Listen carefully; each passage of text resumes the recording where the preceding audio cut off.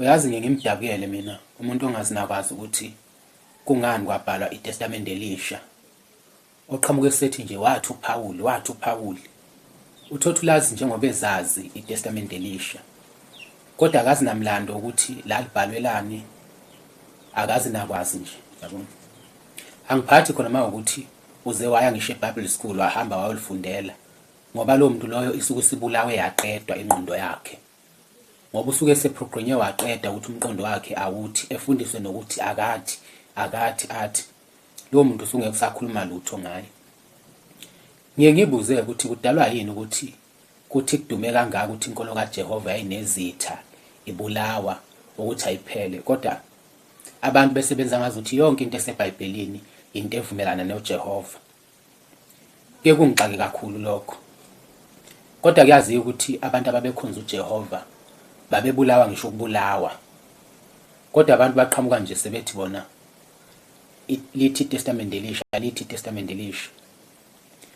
Okokuqala nje iTestamente Elisha kwaguqulwa imibhalo ekwiTestamente Elidala isiphendukezelwa.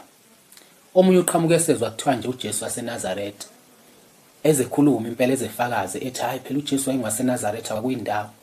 Akazi nakuyazi leyo ndawo leyo. Mungambuza ukuthi iphi leyo ndawo ngeke ezekutshele.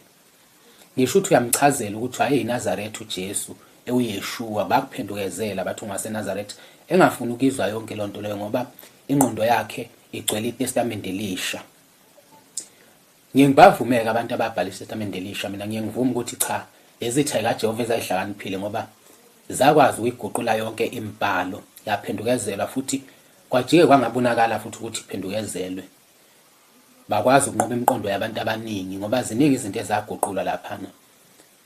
Kakhulukazi nje kwakhishwa ngisho Exodus 20 okuyiyona imiyalo kaJehova eyishumi ephethe yonke imiyalo kaJehova bayikhipha. Abagcinanga futhi ngokuyikhipha leyo miyalo kaJehova ngoba yayiphethe konke, iphethe ngisho iSabatha. Bakhipha ngisho igama lakhe nje lithi Jehova. Baguqula into eziningi kwiTestamente Elisha bephendukezela imibhalo, kodwa abantu njengamanje abakholelwa kwiTestamente Elisha bayithatha yonke leyo nto leyo bekholelwe kuyona. Ngisho usubatshela ukuthi lento iyisitha sikaJehova abalaleli.